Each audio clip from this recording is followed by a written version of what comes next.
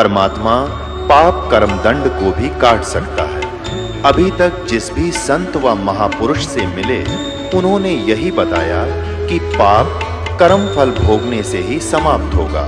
वो प्रभु कौन है जो पाप कर्म को काट देता है, वो काल के बंधन से छुड़वा देता है। उसका क्या नाम है, पूजा की विधि क्या है? कृपया अवश्य सुनिए जगत गुरु तत्वदर्शी संत रामपाल जी महाराज के अमृत वचन। जैसे कोई बालक छोटा सा होता है, 5-4 महीने का, 7-8 महीने का, 9 महीने का बच्चा, वो पालने में सुला रखा होता, माता काम लग जाती है अपने घर के काम में। थोड़ी सी देर में वो रोने लगता है तो देख उसको पता लग जाता माता को, या तो ये भूखा हो गया या इसने टट्टी पेशाब कर दिया। तो जाकर देखती है तो टट्टी पेशाब करके और सारे कपड़ों को भी खराब कर रखा है, अपने पैर पूर भी खराब कर रखे हैं, हाथ हूथ भी लगा रखा है, टट्टी लगी उसके हाथों के। उस माता को वो बच्चा बुरा नहीं लगता, वो उसको उठाती है और नवाती है, खूब साफ करती है, उसके कपड़े धोती है, नए कपड़े पहनाती है, फिर लाड करती है, सीने से लगाती है। उसको मालूम है कि बालक है, इसको पता नहीं, गलती इस अनजान है, ये ऐसे सारा दोना टट्टी में सना पड़ा है, तो उसको बुरा नहीं लगता। माता को पता है, इसे पता नहीं। तो इसी प्रकार आप जब यहाँ आए हो, इस कलयुग में पहुंच चुके हो, आप इतने पाप कर्मों से सन गए हो और आपको पता नहीं कितने पाप कर लिए, जैसे उस बालक ने कर लिए, उसको पता ही नहीं तू ये क्या कर रहा है। तो ऐसे अबोध जानता है भगवान आपको, ये सत्कर मान लो।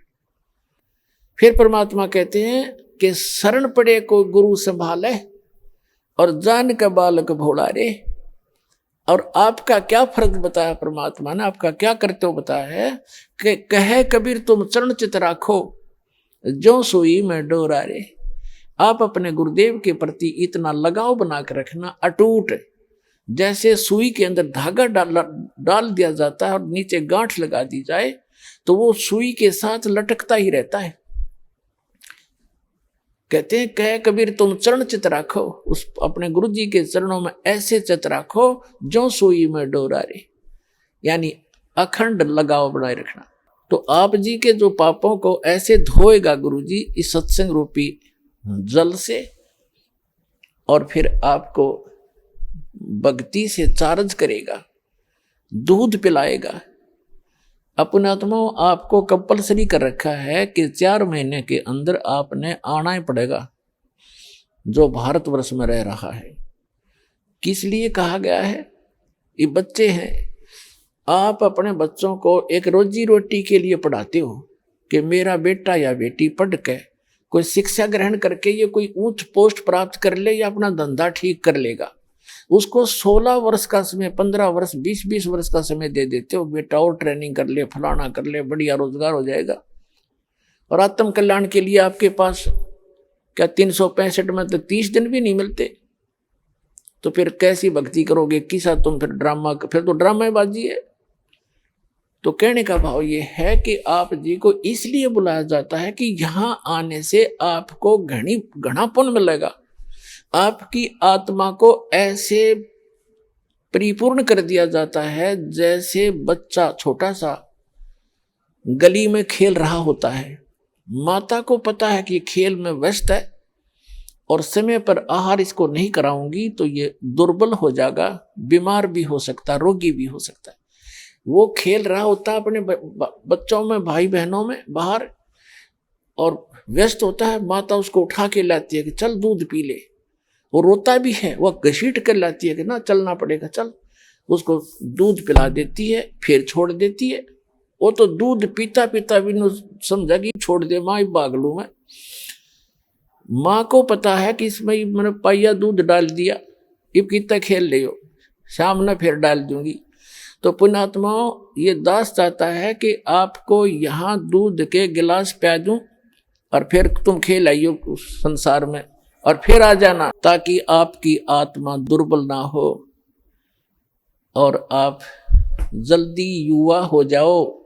जैसे माता पिता देखना चाहता है मेरे बेटा बेटी जल्दी युवा हो जाए, स्वस्थ रहें, तो दास के आप बेटा बेटी हो, आत्मा के पिता गुरु होते हैं और शरीर के पिता माता पिता अन्य होते हैं। तो दास उस दृष्टिकोण से है, जैसे आपको बताया था कि बालक प्यारा बहुत ही माँ का, उनसे बढ़कर शिष्य गुरुओं का। तो आप जी गुरु जी को जो बच्चे होते हैं, शिष्य होते हैं, वो माँ से भी कई गुना 100 गुना अधिक प्यारे होते हैं। इसलिए आपको बार बार बुलाया जाता है, संत मिलन को चालिए तजमाया अभिमान, और जो कदम आगे रखे ओ है यज्ञ समान। तो कितना परिपूर्ण हो रहे हो आप, और आप कितने भूखे हो, कितने खाली हो चुके हो, इतना पुण्य कराया जाएगा आपसे यहाँ पर। और जब जाके आपकी स्थिति ऊपर उभरेगी, इतना माइनस हो गया, आपके पुण्य पाप इतने बढ़ गए। अब क्या बताते हैं, भक्तिहीन प्राणी जो होता है, आपको कितना त्याग किया जाएगा। पर परमात्मा कहते हैं कि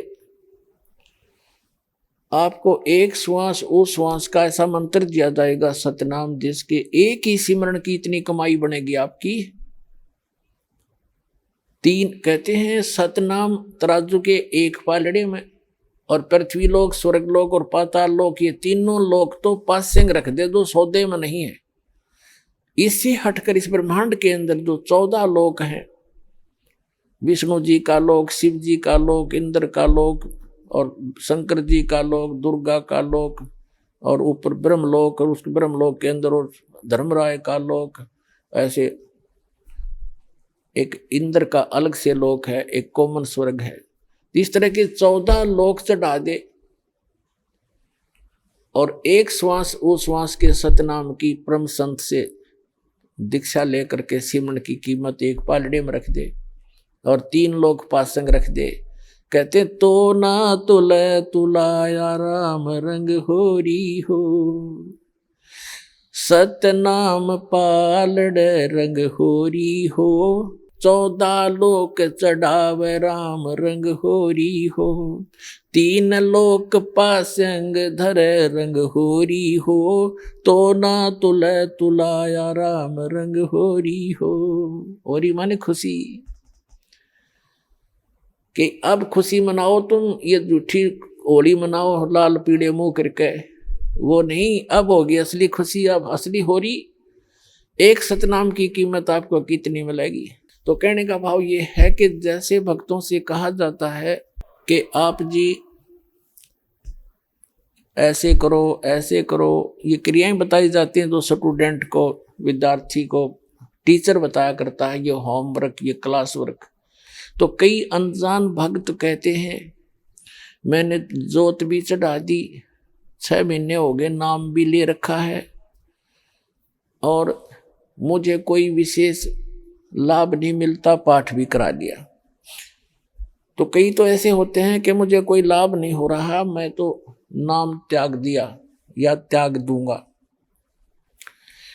तो पुण्यात्माओं, अध्यात्म ज्ञानहीन प्राणी ही ऐसे विचार रखता है। इसलिए दास की कोशिश रहती है प्रत्येक सत्संग में कि कोई ना कोई ऐसा टॉपिक क्लियर करूं जिससे आपका जो शंका है, आपकी शंका समाप्त हो। अब ये सोचना, जैसे सर्दी के मौसम में दिसंबर और जनवरी, ये हरियाणा प्रदेश सर्दी खूब जोर की गिरती है, और उस समय आप जी ने कोई स्वेटर पहन रखी है, और आप ये कहते हो कि मैंने स्वेटर भी पहन रखी है, कपड़े भी मोटे पहन रखे हैं, और फिर भी मुझे ठंड लग रही है। तो पुण्यात्माओं, समझदार व्यक्ति क्या करेगा? क्या वो समझदार होगा? न्यू कह उस स्वेटर ने भी उतार दे कि क्या फायदा हुआ इससे, मुझे कोई लाभ नहीं हो रहा, कपड़े भी निकाल दे। ये तो बौड़ी बूझ करेगा इस बात ने, ये सिर्फ जो कति मूर्ख होगा। उस समझदार व्यक्ति क्या करेगा? स्वेटर आपने डाल रखी है, स्वेटर की जितनी क्षमता है उसने उतना बचाव आपका सर्दी से कर रखा है। उसके लिए यूं नहीं उसने निकाल कर धर दे और कपड़े भी उतार दे, क्या लाभ हुआ? वो तो महामूर्ख होगा। तो उसके लिए उसका तरीका ये है कि जर्सी और पहने, और उससे भी ना सर्दी, फिर भी ठंड लगे तो काम बड़ो है। तो पुण्यात्माओं, धर्म से ही दुख दूर होंगे, भक्ति से ही। भक्ति में सारी चीज इंक्लूड है, दान भी, सिमरन भी, नित्य नियम भी, मर्यादा भी। और जैसा भी आप दान धर्म कर रहे हो, यूं समझ ले आपने स्वेटर पहन ली और उस स्वेटर उतारने से कोई लाभ नहीं होगा, और बढ़ाना पड़ेगा। आप जर्सी और पहन लो और जुराब अच्छी मजबूत पहन लो, यानी धर्म को बढ़ावे, घटन नहीं दे। भक्ति बढ़ानी चाहिए, घटनी नहीं चाहिए, तभी आपको सफलता होगी। तो पुण्यात्माओं, आपका सौभाग्य है, आपको यथार्थ भक्ति मार्ग सुनने को मिला। और ये वो शुभ दिन है, आज के दिन दास का ये अध्यात्म जन्म हुआ था।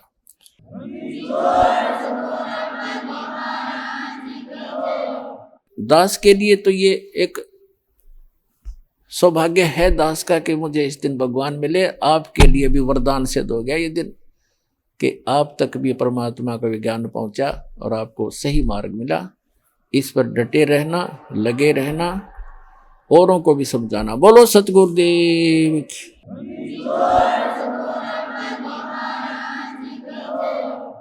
परम पिता परमात्मा पूर्ण ब्रह्म सारी सृष्टि के रचनहार कुल मालिक कबीर परमेश्वर जी की असीम रजा से आप सभी पुण्यात्माएं सत्संग श्रवण करने के लिए उपस्थित हुए।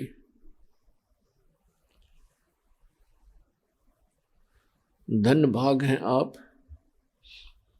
और धन है आपके माता पिता जिनसे जन्म हुआ। ये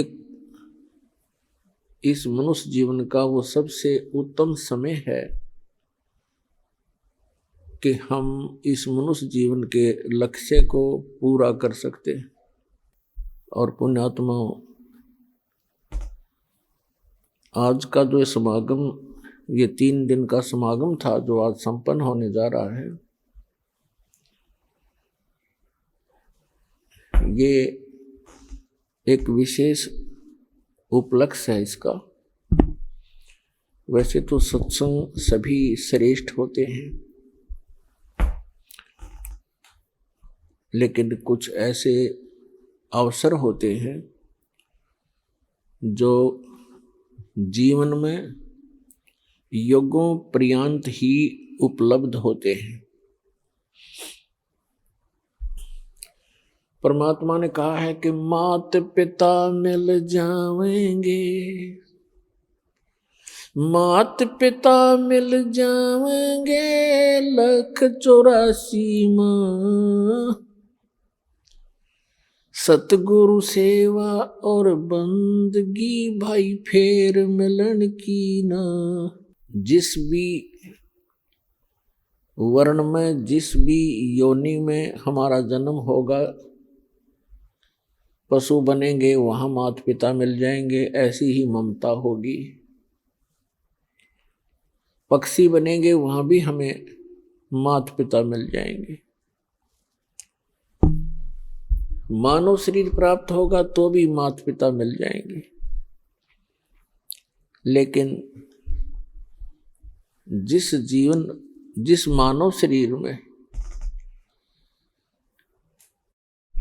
परमात्मा मिल सकता है, तो वो परमात्मा मानव शरीर में ही प्राप्त हो सकता है। उसके लिए बताया है कि अन्य प्राणियों के शरीरों में माता पिता तो आपको जौके तो मिल जाएंगे, लेकिन आपने तो भक्ति कर सकते और सतगुरु की सेवा नहीं मिल सकती। माता पिता मिल जाएंगे, 184 माँ, 84 लाख प्रकार के ये अन्य प्राणियों के शरीर हैं। कहते हैं इनमें भी माता पिता मिल जाएंगे, लेकिन उनमें ना सतगुरु मिल सकते और ना ये भक्ति मिल सकती। तो पुण्यात्माओं, आज आपको मानव शरीर प्राप्त है और सतगुरु भी प्राप्त है, क्योंकि आप जी बालक हो। बच्चे को पता नहीं होता कि तुम जो स्टडी कर रहे हो उद्देश्य से तो वो बच्चे यही लेकर चलते हैं कि हम इंजीनियर बनेंगे, डॉक्टर बनेंगे। टारगेट तो उनका होता है, प्रवेश भी प्राप्त कर लेते हैं, लेकिन उनको जब वो सफलता मिल जाती है उसके बाद उसकी उपलब्धि प्राप्त होती है। लेकिन टीचर को पता होता है कि ये बच्चे कितने अच्छी तरह पढ़ रहे हैं, प्रत्येक कार्य को ठीक से करके आ रहे हैं, इनका भविष्य उज्जवल है। तो उनमें से वो भक्त हैं जो लगन के साथ लगे हुए हैं, सच्ची श्रद्धा से, और परमात्मा की प्रत्येक मर्यादा में रहकर चल रहे हैं। तो पुण्यात्मा, मानुष जीवन दुर्लभ है, ये मिले न बारंबार, और जैसे तरुवर से पत्ता टूट गिरे वो फिर नहीं लगता डार। आप ऐसे भयंकर लोक में रह रहे हो और आप जी के बस की बात नहीं है। काल भगवान ने ये सुनियोजित तरीके से हम सभी को यहां जकड़ रखा है। यहां पर प्रत्येक प्राणी विवश है, एक दूसरे में मोह, संपत्ति में मोह, ये जीव के बस का नहीं, ये न त्याग सके, क्योंकि ये जितना प्रबल बता रखा है। फिर इसका विकल्प परमात्मा ने आके बताया है कि जो मैं ज्ञान बताऊं और जो साधना विधि तुम्हें बताऊं, उस पर लगन से लग जाना, और फिर परमात्मा का काम शुरू होता है। वो अपने आप आपको, जो सत भक्ति कर रहा होगा, मर्यादा में रह रहा होगा, उसको आसानी से इस काल के बंधन से छुटवा ले जाएंगे। अब हमारे साथ क्या बन गई, जैसे अब देखो प्रत्येक प्राणी को ये ज्ञान हो गया है कि हम गलत स्थान पर हैं, और यदि हम इसी तरह इन्हीं आशाओं को लेकर जीते रहे तो हम यहीं फंसे भी रह जाएंगे, और हम इन बंधनों से छूटने की चेष्टा भी कर रहे हैं, और नए चेष्टा भी कर रहे हैं, प्रयत्न भी करें, जो भक्त हैं और अभक्त हैं, जो भी हैं परमात्मा के ज्ञान से परिचित हो जाते हैं। तो उनके साथ कैसे बनता है, कहते हैं जैसे ये बंदर पकड़ने वाले क्या करते हैं, इस काल भगवान ने हमारे साथ ऐसे कर रखा है। ये बंदर पकड़ने वाले क्या करते हैं, एक ऐसा मिट्टी का ऐसा एक बर्तन रखते हैं, स्टील का जैसा भी, जिसका ऊपर से मुंह बहुत तंग होता है, जैसे सुराही सी होती है, और उनको मिट्टी में गाड़ देता है, जमीन में, और उनके आसपास कुछ रोटी के टुकड़े या दाने, कनक बिखेर देता है, चने, और ऐसी छोटे छोटे कई गाड़ देता है वो पात्र, सुराही सी लोहे की, और उनके अंदर अच्छे गेहूं चने ज्यादा डाल देता है। अब बंदर आते हैं, उन बाहर के दानों को देखकर उनको खाने लगते हैं, फिर झांक कर देखते हैं, वो क्या देखते हैं कि उस सुराही के अंदर बहुत ज्यादा, उस जार के अंदर बहुत ज्यादा चने पड़े हैं। वो उसमें हाथ घुसोड़ कर और मुट्ठी भर लेता है, और मुट्ठी भर कर फिर वो भागने की सोचता है कि अच्छा माल मिल गया, भाग लूं। अब वो मुट्ठी भरने के बाद वो मुट्ठी अड़ जाती है उसके मुंह के अंदर, सुराही के जार के मुंह में फंस जाता हाथ उसका। अब उसमें इतनी अकल नहीं कि इसने मुट्ठी खोल दूं, जान बच जा, वो मुट्ठी भी नहीं खोलता है और चिल्लाता है बुरी तरह चिल्लाना शुरू कर देता है और मुट्ठी को खोलता नहीं और जकड़े ही रखता है। तो पुण्यात्मा, हमारे साथ ऐसी बन गई या बंदर वाली मुट्ठी हमने आप पर जकड़ रखी है। ये मेरा बेटा है या मेरी बेटी है, ये कार मेरी है या कोठी मेरी है। अब परमात्मा आके याद दिलाते हैं कि ना बेटा तेरा है, ना बेटी तेरी है, ना ये कार तेरी है, ना कोठी तेरी है। क्या बताते हैं? काया तेरी है नहीं, ये माया कहां से हो जब तेरा शरीर ही नहीं है। हर माया को अपनी कहे, ये माया है राम की, अपनी कहे गंवार, जमपुर धक्के खावेगा, नाहक बह बेगार। फिर क्या बताते हैं? नंगा आया जगत में और नंगा ही तू जावे, और बीच में ख्वाबी ख्याल है ये मन माया भरमावे। अब उस बंदर वाली मुट्ठी को हम खूब जकड़े बैठे हैं और ये हमसे छूट भी नहीं सकती, चाहे कितनी बात बनावे जीव, क्योंकि हमारी बुद्धि इतनी ही सीमित कर रखी है। आपके हमारे बस की ये बात नहीं है। इसके लिए परमात्मा ने इसका विकल्प बताया है। जैसे वो बंदर फंस चुका था और शिकारी को पता था, बंदर पकड़ने वाले को, कि अब ये कहीं नहीं जाएगा, ये मूर्ख फंसा रहेगा, आराम से बैठा रहता है वो। और दूसरी स्थानों पर उसने कई जगह पर ऐसा कर रखा होता है, जाल फैला रखा होता। तो उसी समय एक व्यक्ति आया, उसने देखा कि एक बंदर ये फंस गया, मूर्ख।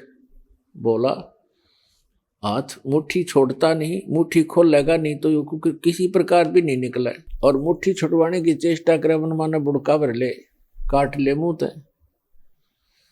तो हमारी ऐसी दशा होगी, किसी को नो समझावे कि ये जिस संपत्ति और संतान को तू अपना मानने बैठा है, भगत ये तेरी नहीं है, इसके साथ साथ तू परमात्मा को याद कर। तो हमने खूब देखा है, हम ऐसे स्थान में जन्मे थे, वो क्या कहा करते कि भगवान के खान ने देगा, अपना करके खाना होता है, भगवान के ले रहा है। ऐसी तरह के भी लोग हमने देखे, क्योंकि ज्ञान ना होने से हम ये भाषा बोलेंगे फिर। तो उसने क्या किया उस व्यक्ति ने कि ये बोला बंदर फंस गया और ये शिकारी इसको बेचेगा, फिर कोई इसका दुरुपयोग करेगा, इसको फिर इसके साथ जो है ना अपना रोजी रोटी ले जाते हैं, गाँव में शहरों में बंदर का तमाशा दिखाते हैं, खेल दिखाते हैं, ऐसे जीव को दुखी करेगा। तो पुण्यात्मा, उसने क्या किया, जैसे वो बंदर मुट्ठी फंसाए बैठा था, उसके हाथ की रेंज से, दूसरे हाथ की रेंज से थोड़ी सी दूरी पर केला डाल दिया, एक केला। अब बंदर ने सोचा केला और उठा ले, और थोड़ा दूरी पर था न्यू, और उधर से मुट्ठी में फंस रही उसमें। अब केला ठाने की जब चेष्टा करने लगा, उसका हाथ से ध्यान हट गया, वो चने निकल गए, खड़दे ही नीचे ने उसका हाथ निकल गया और केला ठाकर भाग गया। जान बची, बढ़िया चीज मिली। तो परमात्मा ने हमारे को राम नाम का केला दे दिया, इसने ठाकर भाग जाएंगे, हमारा बस किया मुट्ठी छोड़नी को ना। पुण्यात्मा, ये मानुष जन्म कितना दुर्लभ है, और मनुष्य जीवन के अंदर फिर सतगुरु मिलना ये अति दुर्लभ है। श्रीमद् भगवत गीता अध्याय नंबर 7 के श्लोक नंबर 12 से लेकर 15 तक गीता ज्ञानदाता कहता है कि जो तीनों गुणों की भक्ति करते हैं, रजगुण ब्रह्मा, सतगुण विष्णु, तमगुण शिव जी, इस त्रिगुणमयी माया के द्वारा जिनका ज्ञान हरा जा चुका है, वो मेरी भक्ति भी नहीं करते। उनके बारे में कहा है कि राक्षस स्वभाव को धारण किए हुए मनुष्यों में नीच दूषित कर्म करने वाले मूर्ख मेरी साधना भी नहीं करते। ये कौन बोल रहा है? श्रीमद् भगवद गीता का ज्ञान ये काल बोल रहा है, ये ब्रह्म बोल रहा है, ये सरपुरुष बोल रहा है, और श्री कृष्ण के शरीर में प्रवेश करके बोल रहा है प्रेतवत। फिर ये कहता है 7वें अध्याय के 16, 17, 18 3 श्लोकों में कहता है जो मेरी भक्ति करते हैं वो 4 प्रकार के होते हैं, अर्थार्थी, आर्थ, जिज्ञासु और ज्ञानी। अर्थार्थी तो वो होते हैं जो धन लाभ के लिए अनुष्ठान करते हैं, धार्मिक अनुष्ठान। तो जो ब्रह्म साधना है, इन 4 प्रकार के ब्रह्म साधना करते हैं, वो धार्मिक अनुष्ठान जो करते हैं वो वेदों के मंत्रों से ही करते हैं, वो किसी अन्य ग्रंथ का सहयोग नहीं लेते। वो जैसे जय गणेश देवा कहते इस तरह की आरती वो नहीं करते। जो ब्रह्म साधक हैं वो 4 प्रकार के हैं, उनमें से अर्थार्थी और आर्थ और जिज्ञासु ये वेदों पर विश्वास करने वाले होते हैं। और चौथा ज्ञानी। अर्थार्थी तो ये है जो हर धन लाभ के लिए कोई अनुष्ठान करता है तो वेदों के मंत्रों से ही करता कराता है। ऐसे ही आर्थ जो संकट निवारण के लिए भी वेद मंत्रों को ही आधार मानता है, उनके आधार से अनुष्ठान करता है। जिज्ञासु वो होता है जो भगवान के लिए घर से निकलता है, जैसे भी उनको संत मिलते हैं उनसे ज्ञान ग्रहण करके स्वयं वक्ता पाक जाता है, अपना जीवन नाश कर जाता है। ये तीनों व्यर्थ कर दिए। चौथा जो बताया ज्ञानी, ज्ञानी का के लिए बताया है कि जो ज्ञानी उसे कहते हैं जिसको ये पता लग गया कि मनुष्य जीवन बार बार नहीं मिलेगा और मनुष्य जीवन का मूल उद्देश्य है आत्म कल्याण करवाना और मोक्ष प्राप्ति करना। और उनको ये भी ज्ञान हो जाता है कि मोक्ष प्राप्ति केवल समर्थ भगवान, उस कंप्लीट गॉड अल्लाहु अकबर की भक्ति करने से ही संभव है, अन्य देवताओं की पूजा से नहीं। तो गीता ज्ञानदाता कहता है कि वो ज्ञानी जो हैं वो मुझे अच्छे लगते हैं, उनको मैं अच्छा लगता हूं। फिर ये है क्योंकि वो मेरी भक्ति करते हैं ब्रह्म की, वो अन्य देवता में आस्था नहीं रखते। लेकिन फिर 7वें अध्याय के 18वें श्लोक में कहा है ये ज्ञानी आत्मा जिन्होंने ये सोच लिया कि मनुष्य जीवन बार बार नहीं मिलता, मोक्ष हुआ तो सफलता है इस मनुष्य जीवन की, अन्यथा नहीं है। और उनको ये भी ज्ञान हो गया कि मनुष्य जीवन बार बार नहीं मिलता और मोक्ष के लिए केवल पूर्ण परमात्मा की भक्ति ही करनी होती है, अन्य की नहीं। तो इसमें क्या बताया है कि इन चौथी प्रकार के जो ज्ञानी हैं इनको चौथे अध्याय के 32 और 34 में वर्णित वो तत्वदर्शी संत ना मिलने से इन्होंने अपने आप वेदों का निष्कर्ष निकाल लिया।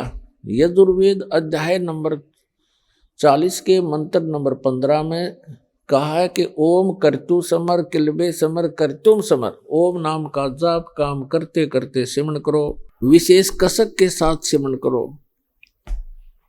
और मनुष्य जीवन का मूल कर्तव्य जान के ओम का सिमरण करो। तो ये ओम नाम है ब्रह्म का और उन्होंने गलती से मान लिया उस पूर्ण ब्रह्म का, कंप्लीट गॉड का, परम अक्षर ब्रह्म का। अब कहते हैं गुरु बिन वेद पढ़े जो प्राणी, समझे न सार रहे अज्ञानी। सतगुरु बिन काहु न पाया ज्ञाना, जो थोथा बुस छड़ मूड किसाना। सतगुरु बिन काहु न पाया ज्ञाना, और जो थोथा भूसड़े मूड किसाना, गुरु बिन वेद पढ़े जो प्राणी, समझे ना सार रहे अज्ञानी। अब ये जितने भी ऋषि महर्षि आज तक हुए हैं, ये कंप्लीटली अज्ञानी थे। इनको तत्वदर्शी संत वो गुरु नहीं मिले। जो यजुर्वेद अध्याय नंबर 40 के मंत्र नंबर 10 में कहा है, वेद ज्ञान दाता वही है जो गीता ज्ञान दाता ब्रह्म है, सरपुरुष है। उसमें लिखा हुआ है कि कुछ तो परमात्मा के विषय में कहते हैं, वो संभवात, संभवात माने जन्म लेकर आने वाला। श्री राम, श्री कृष्ण या अन्य जो 8 या 24 अवतार बताए गए हैं, 9 या 10, 24 अवतार बताए गए, उनमें ऐसे आता है। और कुछ मानते हैं असंभवात, वो जन्म नहीं लेता, उत्पन्न होता ही नहीं, अर्थात वो अजन्मा है, निराकार है, कुछ ऐसा बोलते हैं। उसके विषय में कहा है कि परमात्मा साकार है, निराकार है, या जन्म लेता है, नहीं लेता है, वो कैसा है, उसकी जानकारी तत्वदर्शी संत धीराणाम लिखा उसमें, धीराणाम, जिनका ज्ञान स्थिर हो, तत्वदर्शी संत बताते हैं, उनसे सुनो। इनकी बुद्धि पर पत्थर पड़ गए कि वेद ज्ञान दाता तो कहता है कोई और है, तत्वदर्शी संत है जो इन वेदों से हटकर ज्ञान देगा। वो उनके समझ में आया नहीं। वेद ज्ञान दाता स्वयं कहता है यजुर्वेद अध्याय नंबर 40 के मंत्र नंबर 17 में कि वो परमात्मा तो गुप्त है, वो तो प्रोक्ष है, ऊपर रहता है, और मैं ब्रह्म हूं, मेरा ओम नाम है, और मैं खम ब्रह्म, अहम ओम खम ब्रह्म, मैं ब्रह्म, खम माने दिव्य आकाश रूपी ब्रह्मलोक में, वहां रहता हूं, मेरा ओम नाम है। तो पुण्यात्मा, इसलिए परमेश्वर ने कहा अपने सूक्ष्म वेद में, भाई गुरु बिन काहू न पाया ज्ञाना, जो थोथा भूस छड़े मूड किसाना, गुरु बिन वेद पढ़े जो प्राणी, समझे न सार रहे अज्ञानी। तो ये सभी अज्ञानी थे आज तक के जितने ऋषि महर्षि मंडलेश्वर, केवल उन महापुरुषों को छोड़कर जिनको परमात्मा प्राप्त हुआ, और परमात्मा उनके प्रयत्न से प्राप्त नहीं हुआ, वो अपने विधान अनुसार स्वयं ही आता है। जैसे ऋग्वेद मंडल नंबर 9 सूक्त 86 के मंत्र 26 और 27 में, ऋग्वेद मंडल नंबर 9 सूक्त 82 मंत्र 1, 2, 3 में, ऋग्वेद मंडल नंबर 9 सूक्त 54 के मंत्र 3 में, ऋग्वेद मंडल नंबर 9 सूक्त 20 मंत्र 1 में, ऋग्वेद मंडल नंबर 9 सूक्त 96 मंत्र 16 से लेकर 20 में, ऋग्वेद मंडल नंबर 9 सूक्त 94 94 के मंत्र 1 में, ऋग्वेद मंडल नंबर 9 सूक्त 95 के मंत्र नंबर 2 में, ऋग्वेद मंडल नंबर 9 सूक्त 1 मंत्र 8 और 9 में, और भी अनेकों स्थानों पर परमात्मा की महिमा लिखी है कि वो कबीर देव परमात्मा, वो परम अक्षर ब्रह्म है, सर्व उत्पादक है, सब आत्माओं का सर्जन करने वाला भी वही है, और पूरे ब्रह्मांडों का, सभी ब्रह्मांडों का सर्जनहार वही है। और वो ऊपर के लोक में रहता है, ऊपर के लोकों में रहता है, सबसे ऊपर के लोक में रहता है, वहां से गति करके आता है, अच्छी आत्माओं को मिलता है, उनको उपदेश देता है, तत्व ज्ञान सुनाता है, और वो कवियों की तरह आचरण करता है, और अपने मुख कमल से ऊंचे स्वर में बोल बोल के ये तत्व ज्ञान की अमर वाणी लोकोक्तियों के माध्यम से, कविताओं के माध्यम से, शब्दावलियों के माध्यम से बोल बोल कर सुनाता है। वो कवियों की तरह आचरण करता है, और एक प्रसिद्ध कवि की भी उपाधि प्राप्त करता है। लोग कविताओं से बोलने के कारण, कविताओं के माध्यम से, दोहों शब्दावलियों के माध्यम से तत्व ज्ञान प्रचार करने के कारण वो एक कवि, प्रसिद्ध कवियों में से भी एक कवि कहलाता है, लेकिन वो होता है परमात्मा। तो पुण्यात्माओं, इस विधान अनुसार वो परमात्मा अच्छी आत्माओं को मिले, उनको अपने से परिचित कराया, सचखंड लेकर गए सतलोक में, जहां भगवान रहता, जहां हम रहा करते थे, और फिर वहां से वापस छोड़ा। उन महापुरुषों ने फिर परमात्मा का आंखों देखा हाल बताया। उनमें से कौन कौन है वो पुण्य भागी? आदरणीय धर्मदास साहिब जी, आदरणीय मलुकदास साहिब जी, आदरणीय नानक साहिब जी जो सिख धर्म के प्रवर्तक हैं, आदरणीय दादू साहिब जी, आदरणीय गरीबदास साहिब जी, गांव छुड़ानी, जिला झज्जर, हरियाणा वाले, आदरणीय घीसा दास जी, गांव खेखड़ा, जिला मेरठ, उत्तर प्रदेश वाले, और आदरणीय रामानंद जी, काशी वाले। इन महापुरुषों के बारे में दास को जानकारी है, और भी बहुत से महापुरुषों को परमात्मा मिले। इन्होंने परमात्मा को जाना, और फिर उनका परमात्मा कबीर है, काशी में आए थे धानक रूप, जुलाहे रूप में, वही मालिक है। इस नाम, ये एफिडेविट दिए उन्होंने अपनी अमृतवाणी में। आदरणीय गरीबदास साहिब जी ने कहा है, हम सुल्तानी नानक तारे दादू को उपदेश दिया, जात जुलाहा भेद न पाया, वो काशी महे कबीर हुआ। गरीबदास जी ने निष्कर्ष निकाल कर दे दिया कि मैं इंक्लूडिंग मी, गरीबदास जी कहते हैं, हम सुल्तानी अब्राहिम सुल्तान अधम नाम के एक मुसलमान राजा थे। हम सुल्तानी नानक तारे और दादू को उपदेश दिया, वो जात जुलाहा भेद नहीं पाया, काशी माए कबीर हुआ। अनंत कोट ब्रह्मांड का एक रति नहीं भार, और सतगुरु पुरुष कबीर हैं, वो कुल के सिरजनहार। पुण्यात्मा, परमात्मा की कथा को, ये सत्यनारायण कथा है। अभी तक हम श्री विष्णु जी की कथा को सत्यनारायण कथा कहा करते थे, अपनी भूल से। सत्यनारायण का अर्थ है अविनाशी भगवान की कथा, उसकी जानकारी, उसकी महिमा के, उसके गुणगान। श्री विष्णु जी सत्यनारायण नहीं है, ये अविनाशी परमात्मा नहीं है। श्रीमद् देवी भागवत के तीसरे स्कंद में 123 पृष्ठ पर गीता प्रेस गोरखपुर से प्रकाशित सचित्र मोटा टाइप, केवल हिंदी में, विष्णु जी स्वयं स्वीकार करते हैं कि मैं, ब्रह्मा और शंकर, हम तीनों अविनाशी नहीं है, हम नित्य नहीं है। हमारा तो आविर्भाव अर्थात जन्म, और तिरोभाव माने मृत्यु, हमारा तो जन्म और मृत्यु होता है।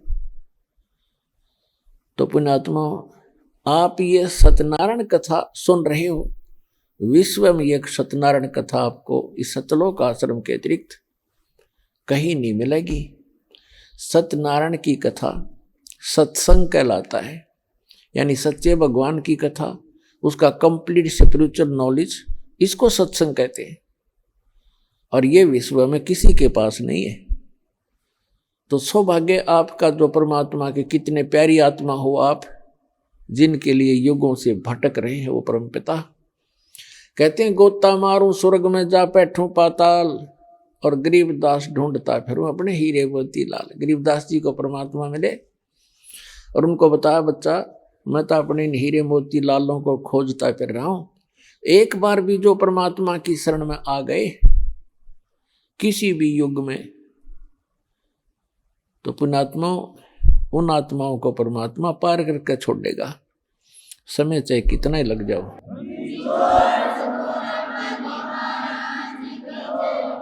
जो जन मेरी शरण है ताका हूं मैं दास, और गेल गेल लाग्या फिरूं जब तक धरती आकाश।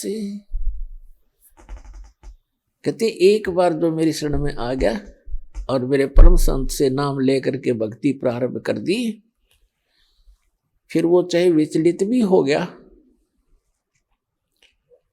काम तो बढ़ गया उसका, क्योंकि जन्म घने और हो जाएंगे, फिर बाद में ब्रह्माटी घनी हो जाएगी, लेकिन वो समर्थ, वो जुबान का पक्का है, उसका कानून कभी डगमग नहीं होता, उसका नियम अटल है, वो अपने नियमानुसार फिर भी हमारे पीछे पीछे भटकता ही रहता है।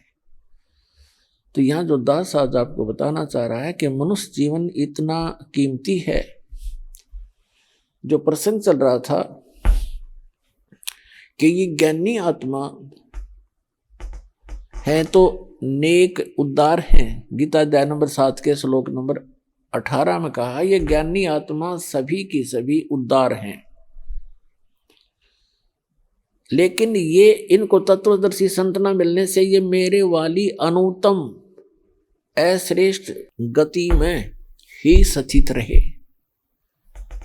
अरे इन अज्ञानी अनुवादकर्ताओं ने, श्रीमद् भगवद गीता के अनुवादकर्ताओं ने अनुत्तम का अर्थ कर दिया अति उत्तम, सर्वश्रेष्ठ। अरे तेरा गजब है।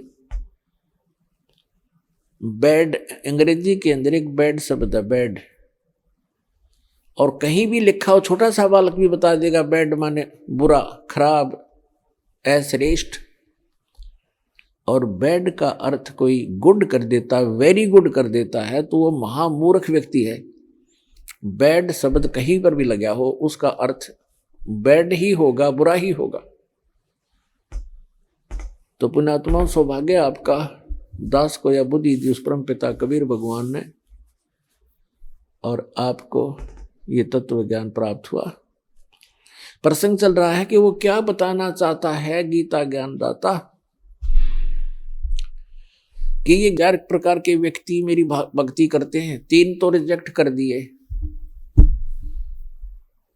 जैसे अर्थार्थी, आर्थ, जिज्ञासु और ज्ञानी को उत्तम मानना उसने, कि वो अच्छा है, मुझे प्रिय है, मैं उसको प्रिय हूं, लेकिन वो भी मेरे वाली यानी ब्रह्म तक की साधना, इससे मिलने वाली अनुत्तम गति,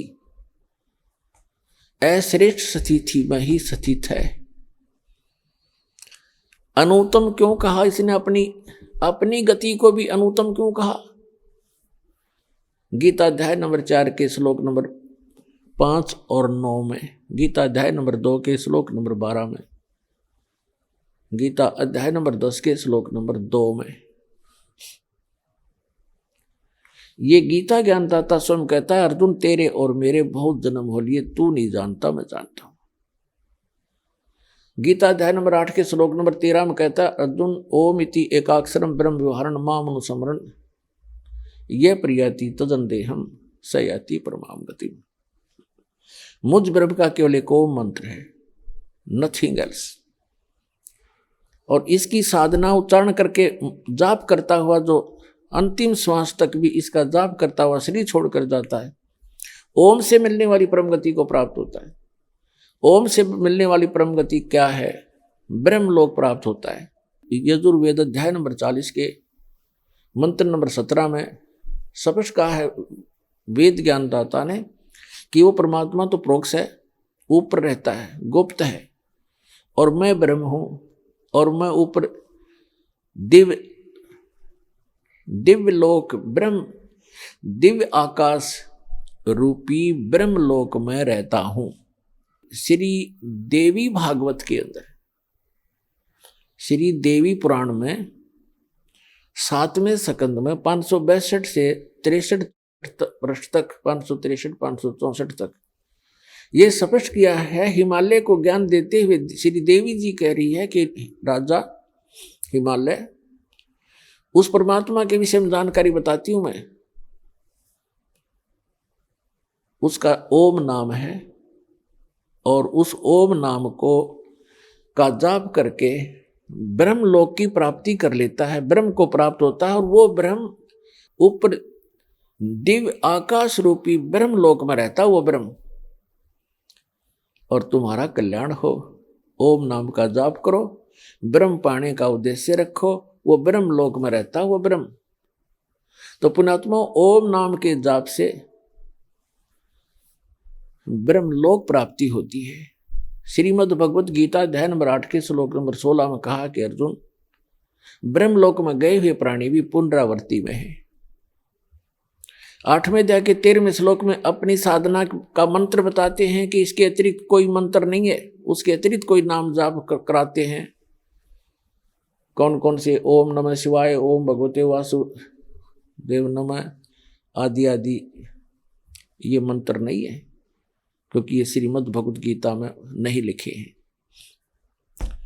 8वें अध्याय के 5 और 7 में ये खुद कहता है कि अर्जुन, मेरी भक्ति कर, मुझे ही प्राप्त होगा, लेकिन युद्ध करना पड़ेगा, यह शांति नहीं हो सकती।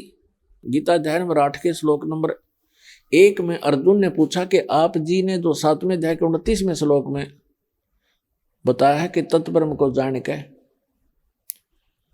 और सारे अध्यात्म स्पिरिचुअल नॉलेज से, कंप्लीट स्पिरिचुअल नॉलेज, संपूर्ण अध्यात्म ज्ञान से परिचित और सभी कर्मों से परिचित प्राणी केवल जरा और मरण के इस संकट से छूटने का प्रयत्न करता है। जरा माने बुढ़ापा, बुढ़ापे का दुख, मरण माने मृत्यु का कहर। ये दोनों दुख यहाँ पर कंपलसरी।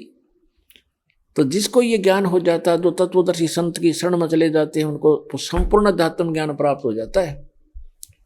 फिर वो केवल उस तत्ब्रह्म से परिचित हो जाते हैं, तत्ब्रह्म से और सारे अध्यात्म ज्ञान से, सब कर्मों से।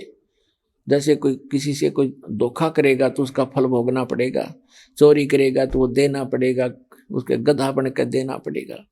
तो ये कर्मों से परिचित हो जाने के उपरांत प्राणी गलती नहीं करेगा, भूखा रह सकता है। तो फिर क्या बताया है कि अर्जुन ने पूछा 8वें अध्याय के प्रथम मंत्र में, वे किम तत्ब्रह्म, वो तत्ब्रह्म क्या है? 8वें अध्याय के 3रे श्लोक में गीता जी में गीता ज्ञानदाता कहता वो परम अक्षर ब्रह्म है, यानी गीता ज्ञानदाता से अन्य है। श्रीमद् भगवत गीता 1 से लेकर 4 और 16 और 17 में परमात्मा की परिभाषा कोड वर्डों में बहुत कुछ डिफाइन है, वर्णित है। उल्टा लटका हुआ संसार रूपी वृक्ष है, ऊपर को जड़ तो पूर्ण परमात्मा है, उसका तना अक्षर पुरुष है, उसमें से एक मोटी डार निकलती है, वो सरपुरुष जानो, और उसकी 3 शाखा है, वो रजगुण ब्रह्मा, सतगुण विष्णु, तम गुण शिव जी और पात रूप संसार। ये परमात्मा ने आके बताया कि अक्षर पुरुष एक पेड़ है, सरपुरुष वा की डार और तीनों देवा शाखा है, ये पात रूप संसार। 15वें अध्याय के 4थे श्लोक में कहा है कि तत्वदर्शी संत की प्राप्ति के उपरांत 15वें अध्याय के प्रथम मंत्र में तत्वदर्शी संत की पहचान भी बता दी है कि जो संत इस उल्टे लटके हुए संसार रूपी वृक्ष के सभी विभाग बता देगा, तना कौन भगवान है, उसकी डार कौन है, शाखा कौन है, पत्ते क्या है, स वेदविद, वो वेद के तात्पर्य को जानने वाला तत्वदर्शी संत है। 15वें अध्याय के 3रे श्लोक में कहा कि उसके पश्चात उस तत्वदर्शी संत की प्राप्ति के उपरांत इस अज्ञान रूप गुत्थी को उस तत्व ज्ञान रूपी शस्त्र से काट के, उसके पश्चात 15वें अध्याय के 4थे श्लोक में कहा कि उसके पश्चात परमेश्वर के उस परम पद की खोज करनी चाहिए, जहां जाने के बाद साधक फिर लौटकर कभी संसार में नहीं आता। और जिस परमेश्वर ने सब ब्रह्मांडों की रचना की है, केवल उसी की भक्ति करनी चाहिए। गीता ज्ञानदाता स्वयं दृढ़ कर रहा है कि और किसी की भक्ति नहीं करना, मेरी भी मत करना। उसकी पाने का मंत्र बता 17वें अध्याय के 23वें श्लोक में गीता जी में, ओम तत्सत इति निर्देश है ब्रह्मण त्रिवेद समर्थ ब्राह्मणा तेन वेदा च यगा च विहिता पुरा, कि उस सच्चिदानंद घन ब्रह्म की यानी परम अक्षर ब्रह्म के पाने के 3 मंत्र के जाप का निर्देश है। निर्देश mean final direction, nothing else. 18वें अध्याय के 62वें श्लोक में कहा कि अर्जुन तू सर्वभाव से उस परमेश्वर की शरण में जा, उसकी कृपा से तू परम शांति को और सनातन परम धाम को प्राप्त होगा, शाश्वत स्थान को प्राप्त होगा, जहां जाने के बाद फिर कभी मृत्यु नहीं होती। श्रीमद् भगवद गीता अध्याय नंबर 8 के श्लोक नंबर 5 और 7 में तो अपनी साधना बताता है कि मेरी भक्ति कर मुझे प्राप्त होगा, युद्ध करना पड़ेगा, और युद्ध करना है, वहाँ शांति नहीं। फिर गीता अध्याय नंबर 8 के श्लोक नंबर 8, 9, 10 में स्पष्ट कर दिया है कि जो उसकी भक्ति करता है, उस परम अक्षर ब्रह्म की भक्ति करता है, तत्वदर्शी संत की शरण में जाकर उसको प्राप्त होता है। अंत समय में भक्ति के बल से, इस भक्ति की कमाई से, फिर 18वें अध्याय के 66वें श्लोक में निर्णायक ज्ञान दे दिया है। उसमें कह दिया कि सर्वधर्मान परित्यज्य माम एकम शरणं व्रज अहम तवा सर्व पापेभ्यः मोक्षामि मा शुच। गीता ज्ञानदाता कहता है कि यदि तूने उस परमेश्वर की शरण में जाना है, जाने के बाद फिर लौट कर नहीं आना है, शाश्वत स्थान को प्राप्त करना है, तो मेरे सतर की जितनी पूजाएं हैं वो मुझे छोड़ दे। ओम नाम का जाप, ये 5 यज्ञ हम इस काल के सतर की करते हैं, ताकि इसका ऋण देकर इसके यहाँ का, क्योंकि हम इसके होटल में रह रहे हैं, इसका कर्जा हम पर चढ़ रहा है। पहले हम क्या गलती करते रहे, ऋषि बनकर ओम नाम का जाप करते, यज्ञ करते कराते हम ब्रह्मलोक में चले जाते। वहाँ इसका होटल है, वहाँ 25% चार्ज लेता, हमारे से सुविधा सारी दे देता, नाचने गाने सारे गंदे कर्म जो कहीं पृथ्वी पर ना उपलब्ध हो वहाँ होते हैं, और उसको ये स्वर्ग कहा करते, महास्वर्ग। हम अपनी पूंजी को वहाँ नाश करके और फिर पाप भी भोगते, और फिर 83 लाख योनियों भोगते, और यहीं धक्के खाते रहे। अब हम इस पूंजी को नष्ट नहीं करेंगे, अपनी जो भक्ति करें, हम इसको दे देंगे ब्रह्म को। इस श्वास के सतनाम में 2 अक्षर का मंत्र है, एक ओम है, एक तत्, और सार नाम के अंदर फिर ये तीनों इकट्ठे हो जाते हैं।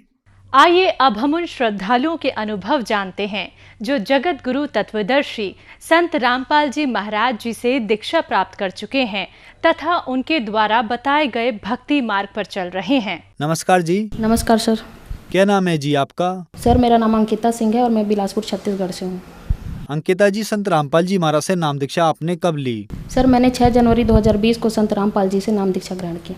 संत रामपाल जी महाराज से नाम दीक्षा लेने से पहले आप क्या भक्ति साधनाएं करती थी? जी सर, मैं 11 साल साईं बाबा की भक्ति की हूँ, और थोड़ा देखा देखी भक्ति करती थी, जैसे मेरी सहेली लोग जो भक्ति कर रहे हैं तो उस हिसाब से मैं, लेकिन मैंने 11 साल भक्ति की पर मुझे ऐसा कोई लाभ नहीं मिला। और मैंने 2011 में गायत्री परिवार से भी नाम दीक्षा लिया था, उसके बाद भी मुझे कुछ नहीं लगा, तो मैं 2015 में ऐसी अपनी मानसिक शांति के लिए क्रिश्चियन लोगों के ग्रुप में जाके वहाँ भी बैप्तिस्मा भी लिया, और ब्रह्मा कुमारी भी मैंने वहाँ पे भी जाके देख लिया, लेकिन मुझे ऐसा कुछ नहीं लाभ हुआ। अंकिता जी, जैसे कि आपने बताया कि आप गायत्री परिवार से जुड़ी थी, ब्रह्मा कुमारी पंथ से जुड़ी थी, 11 साल तक आपने साईं बाबा की भक्ति की, फिर आप ईसाई धर्म में भी गईं, तो फिर आप संत रामपाल जी महाराज की शरण में कैसे आईं? सर ये जैसे परमात्मा अपने प्यारे बच्चों को जैसे खोज लेते हैं, हमको कोई विपत्ति जब तक नहीं आती तब तक हमें कुछ समझ में नहीं आता कि हम क्या कर रहे थे, क्यों कर रहे थे, और हमें इतना लाभ कैसे नहीं हुआ। और हमारे घर में एक बहुत बड़ी घटना घटी 2019 को, 18 सितंबर को मेरा एक हम लोग का घर में सबसे प्यारा जो भाई, उसने फांसी लगा ली। तो हम लोगों को तब समझ में आया कि हम लोग इतनी दिन की जो भक्ति कर रहे थे, और मेरे मम्मी भी दुर्गा देवी की भक्ति करती थी, और हमारे घर में हमेशा कलह क्लेश बना रहता था। मेरे पापा बचपन मतलब शुरू से शराब पीते थे, सर्विस में थे, लेकिन वो हमेशा हम लोग को मतलब मम्मी को प्रताड़ित करते थे, और बच्चे भी एकदम कुंठित रहते थे। भले मैं और मेरे बड़े भैया पढ़ाई में बहुत अच्छे थे, लेकिन हम लोग एकदम कहना चाहिए कि पूरी तरह से अवसाद में ही रहे, हमेशा डिप्रेशन में रहे। हम लोग हर वो भक्ति करते थे, जैसे हम लोग तीर्थ जाना, व्रत करना, और जितने भी जैसे ज्योतिष के चक्कर में पड़ जाते थे कि घर में ऐसा कलह क्लेश क्यों है, कोई कहता था कि आप लोगों के घर में पितृ दोष है, कोई कुल देवता को बांध दिया गया है, ऐसा बोलते थे। तो मेरे दादाजी और मेरे पापा जाके बोध गया में जाके उन लोग जितनी जैसे पितरों की जो भी पूजा करवा के आते हैं ताकि घर में शांति हो जाए, क्योंकि हमारे घर में अकाल मृत्यु का बहुत ज़्यादा वो था। मेरे दादाजी भी जल्दी ही मृत्यु को प्राप्त हुए, उसके बाद मेरी बुआ चाचा सब खत्म होते गए।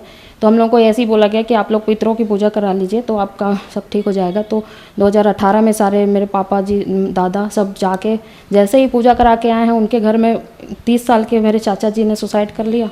उसके आगे फिर अगले साल मेरे भाई ने सितंबर में पितृपक्ष में ही सुसाइड कर लिया।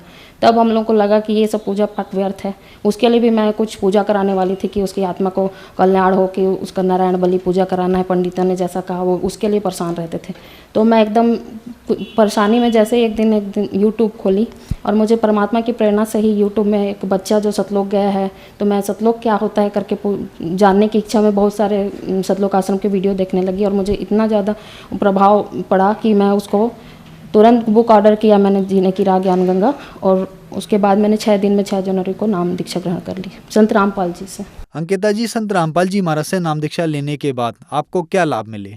सर मुझे इतना ज़्यादा लाभ हुआ इतने 1.5 साल में कि मैं बता नहीं सकती। मैं 2006 से एक सरकारी शिक्षिका थी जब मैंने 12वीं पास किया था। उस समय से वो नौकरी मेरे हाथ में थी, लेकिन मेरी मम्मी को थोड़ा मुझे डॉक्टर बनाने का होता, तो मैंने डेंटल की पढ़ाई की।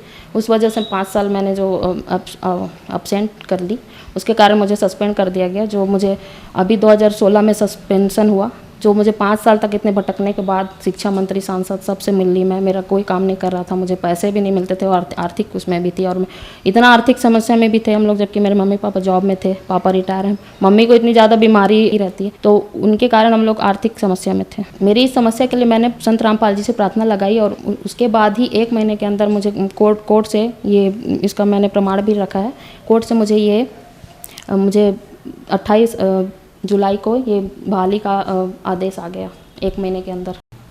जी, ये लाभ सबसे बड़ा है। इस काम के लिए मैं इतना भटकी थी कि मैं हर जगह जाती थी, यहाँ के एमएलए और शिक्षा मंत्री तक से पता करवाई थी, तो उन्होंने बोलते थे बहुत ज़्यादा लंबा गैप हो गया है, आपका काम नहीं हो सकता, आपको या तो बर्खास्त कर दिया जाएगा, ऐसा कुछ भी आता था। तो ये काम बहुत असंभव था जो मेरा ये बहाली हुआ है, संत रामपाल जी की दया से हुआ है। दूसरा ये लाभ हुआ कि मैं 2013 में जब दिल्ली में यूपीएससी की कोचिंग करने गई थी, तो अब से मुझे टाइफाइड ऐसे हुआ कि हर साल मुझे 4 बार फीवर आता था टाइफाइड का, और मैं इतनी परेशान होकर कुछ पढ़ाई लिखाई भी नहीं कर सक रही थी। तो मुझे ये नाम दीक्षा जब मैंने 2020 में लिया, तो मुझे हफ्ते भर के अंदर इसका टाइफाइड निगेटिव रिजल्ट आया पहली बार। तीसरा लाभ ये है कि मैं, हमारे घर में इतना कलह क्लेश उच्चाटन ऐसा रहता था कि हर कोई घर से निकलने की और आत्महत्या करने की बातें करता था। और 2010 में मैंने खुद नींद की गोली खा के अपने आप को मारने की कोशिश की थी। तो ये सारी चीज़ें घर में अब नहीं होती, कोई ऐसी बातें नहीं। मेरे पापा ने भी नाम ले लिया है संत रामपाल जी से, और मेरे एक चाचा के लड़के ने भी नाम लिया है, और अभी ऐसी कोई बात नहीं है, सब परमात्मा की दया से सब ठीक है।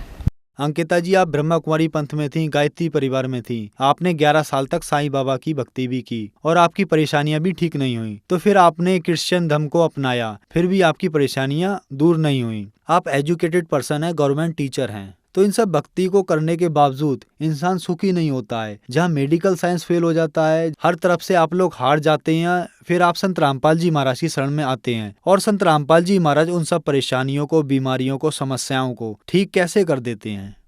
सर, हमारे संत रामपाल जी वेदों से प्रमाणित ज्ञान बताते हैं, और जो मंत्र दीक्षा मिलती है हमको, उसके असर से हमारी सारी तकलीफ़ें दूर होती हैं, चाहे बीमारी हो चाहे कुछ भी, क्योंकि वो शास्त्र अनुकूल साधना है और इसमें कोई शक की बात नहीं है कि सबको लाभ होता है। अंकिता जी, आपने यूपीएससी की तैयारी की है और आपने डॉक्टरी की भी पढ़ाई की है, और आज आप एक गवर्नमेंट टीचर हैं। संत रामपाल जी महाराज के बारे में कहा जाता है कि उनसे श्रद्धालु अंधश्रद्धा के तहत जुड़ते हैं। क्या आप भी संत रामपाल जी महाराज से अंधश्रद्धा के तहत जुड़ी थी?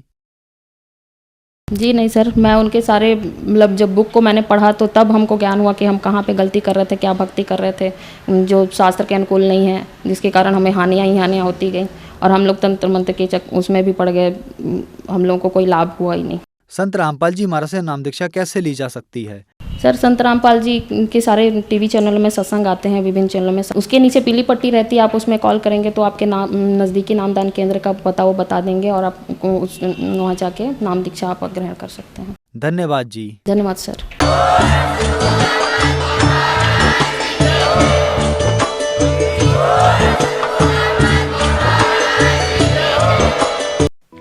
आप सुन रहे थे जगत गुरु तत्वदर्शी संत रामपाल जी महाराज के मंगल प्रवचन।